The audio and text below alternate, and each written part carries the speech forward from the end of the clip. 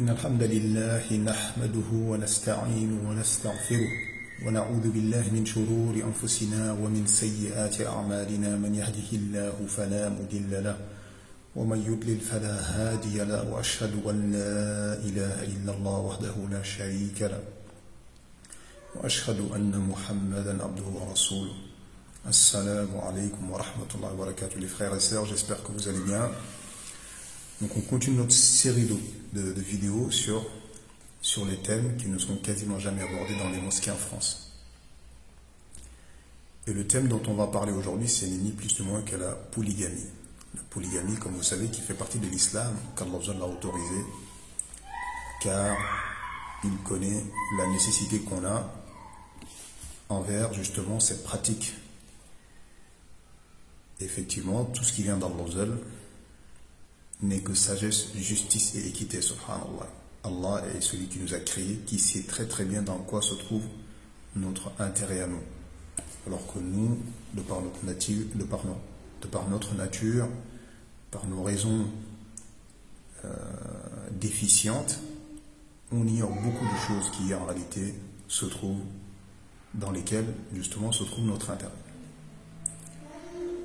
Donc la polygamie, comme vous savez, est très combattue par les kuffars, par la France par exemple, qui a interdit la polygamie.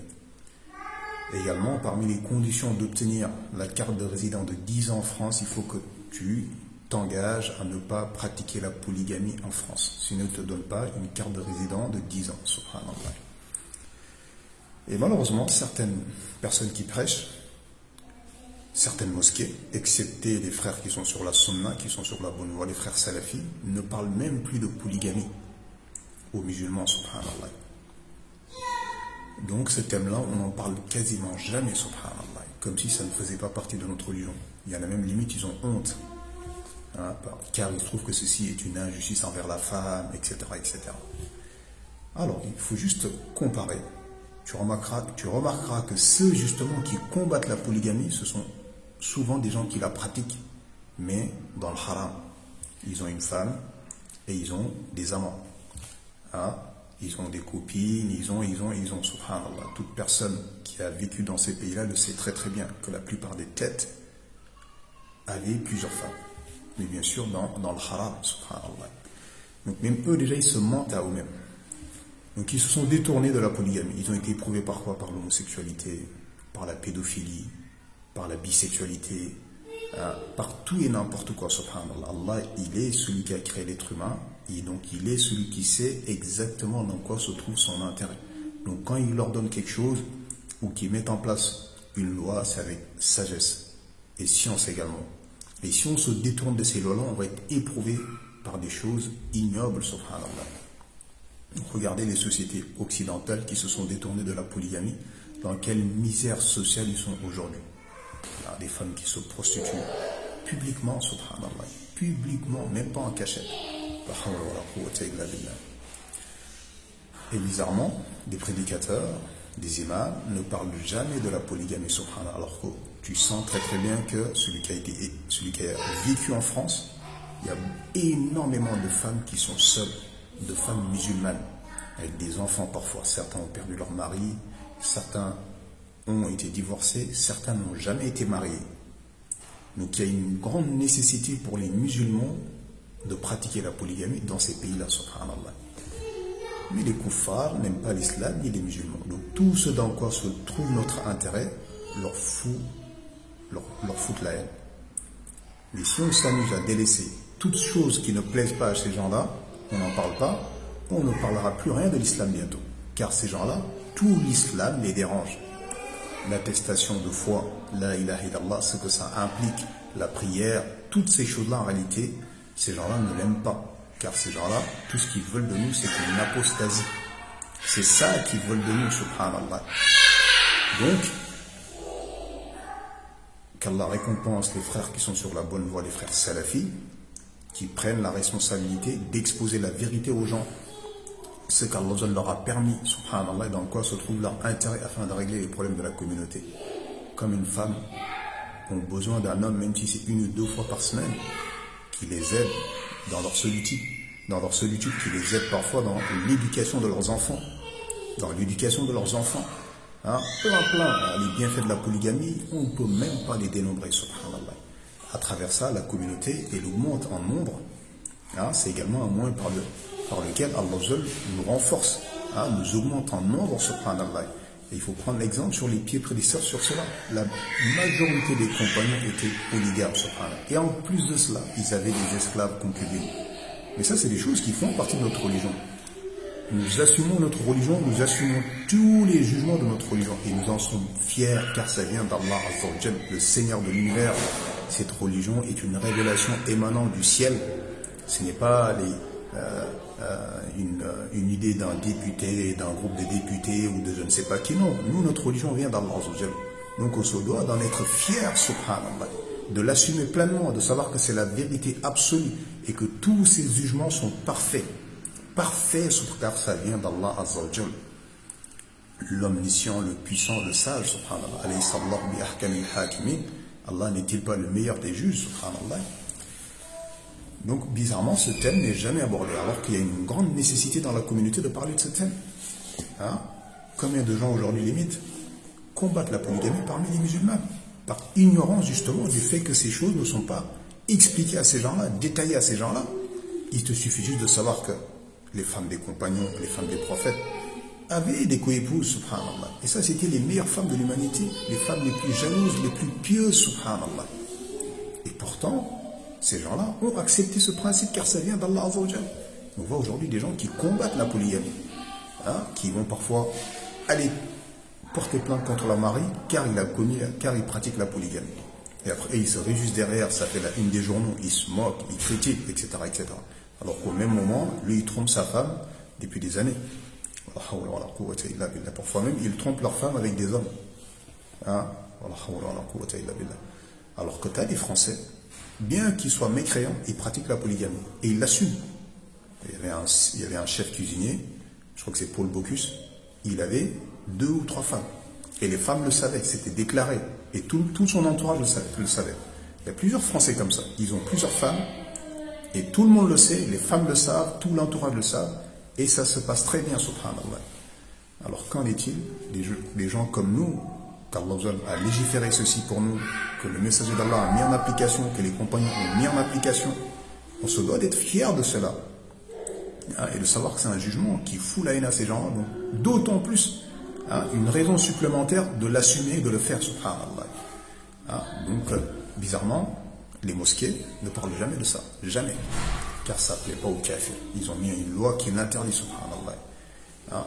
Et je me rappelle, subhanallah, quand je suis arrivé au Sénégal, j'ai discuté avec un policier et on parlait de la France. Et je lui dis que la polygamie était interdite par la France et il était étonné. Et je lui dis, mais par contre, tu as le droit d'avoir 2 copines, 3 copines, 4, autant que tu veux. Tu as le droit d'aller dans les clubs échangistes avec ton épouse, si tu veux. Tu as le droit d'être avec un homme et une femme en même temps. Tu as le droit d'être avec un homme. Il n'en revenait pas. Il était mort de rire, subhanallah. Il dit, c'est pas possible ça. Il dit, non, ça existe, c'est la réalité. C'est ça la réalité des kuffars. Mais les gens ne savent pas, subhanallah. Et je rappelle qu'ils ne te donnent pas la carte de 10 ans, la carte de résidence de 10 ans, tant que tu ne t'engages pas à ne pas pratiquer la polygamie en France. Donc, les gens qui sont dans les mosquées, qui prêchent, ils voient l'état de la communauté, le nombre de femmes qui sont seules, qui sont là, qui ont perdu leur mari, ou parfois qui n'ont jamais été mariées, qui aimeraient juste avoir un mari pour ne serait-ce qu'avoir un enfant, par exemple, avant d'être vieilles, ou des femmes qui ont été divorcées, qui sont là, qui galèrent, qui ont des enfants, qui ont besoin qu'on les aide par rapport à l'éducation de leurs enfants, etc., etc. Toutes ces femmes-là sont là. Et nous, on ne parle pas de polygamie dans la communauté, subhanallah. Si on ne règle pas nos problèmes, qui va les régler à notre place? Donc s'il n'y a pas des musulmans qui prennent leur responsabilité d'épouser ces femmes-là, même si elles sont 2e, 3e, 4e, vous croyez que c'est les juifs et les chrétiens qui vont les épouser? Personne ne va les épouser, subhanallah. Donc ça, c'est des choses, subhanallah, c'est dans notre intérêt à nous. C'est pour renforcer la communauté, afin également de préserver que ces femmes-là n'aillent pas dans la débauche, ne tombent pas dans la fornication ou l'adultère, des choses comme ça. Donc ça, c'est des choses, subhanallah, ça fait partie de notre religion. Il faut l'exposer aux musulmans, leur expliquer ses conditions, etc., etc. Mais pas un mot là-dessus. Moi, de toute ma vie là-bas, de toute ma vie quand j'étais là-bas, j'ai jamais entendu un seul khutbah sur la polygamie. Comme si ça ne fait pas partie de l'islam, subhanallah. Alors ça fait partie de l'islam. Ça fait partie de l'islam, subhanallah. On se doit de prendre soin de tous les membres de la communauté. On n'a pas le droit, subhanallah, de dire non, c'est combattu par la société là-bas, l'État a mis en place une loi l'interdisant, donc nous également, on s'en éloigne complètement. On s'en éloigne complètement. Et on laisse comme ça des sœurs qui restent seules avec leurs enfants ou sans enfants, qui n'ont jamais été mariées parfois. Non, non, subhanallah. À nous de prendre notre responsabilité et Allah nous préservera. Allah il préservera toute personne qui s'attache à sa religion. Celui qui craint Allah, Allah lui accordera une issue favorable, subhanallah, une issue favorable. Et moi j'en connaissais des gens qui étaient polygames, et ils vivaient leur polygamie, subhanallah, ils prenaient leur responsabilité. J'en connaissais un, j'avais un voisin, il avait épousé une femme qui avait perdu son mari, qui était seule, ou alhamdulillah, et ça lui permettait au moins cette femme de ne pas être seule, d'avoir un mari. Et non, c'est ça, subhanallah, c'est ça, c'est dans notre intérêt qu'Allah a légiféré la polygamie, donc à nous de l'assumer, et pas de dire, les koufars ne l'aiment pas, ils trouvent ça barbare, alors qu'au même moment ils pratiquent l'adultère à tous les niveaux, l'homosexualité, la pédophilie, et on délaisse nous la vérité pour ces koufars, subhanallah. Alors je me rappelle à l'époque François Mitterrand, le président français, il avait une double vie. Donc il avait sa femme officielle avec qui, voilà, et il avait une autre femme avec qui il vivait également, et tout l'entourage le savait. Et il y avait une fille derrière, il avait également une fille avec cette femme-là. Et nous, subhanallah, on va délaisser la vérité parce que ça ne plaît pas à ces gens-là. Et ils peuvent mourir de leur âge. Ça, c'est notre religion, ça vient d'Allah, azawajal. Et c'est quelque chose que si on le délaisse, nous allons récolter les conséquences, subhanallah. Donc à nous d'assumer notre religion, du début jusqu'à la fin, subhanallah.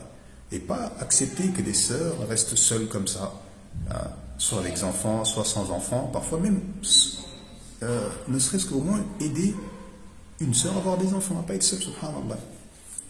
Mais si on ne règle pas ces problèmes-là, ce ne sont pas les koufars qui vont les régler.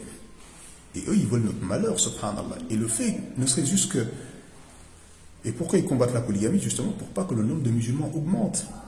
Ils ne veulent pas qu'on augmente, ils veulent qu'on disparaisse, subhanallah. Je me rappelle une fois, j'étais parti dans une entreprise pour du travail, donc j'ai fait un entretien. Et ils m'ont parlé, il y a une femme ici, c'est une malienne ou je sais pas quoi. Elle a 10 enfants. Oh là là, 10 enfants, c'est beaucoup. Et ils avaient la haine, subhanallah. C'était les autres femmes qui travaillaient au bureau. Et ils avaient la haine envers cette femme-là parce qu'elle a eu 10 enfants. Et moi j'étais Allahumma barik.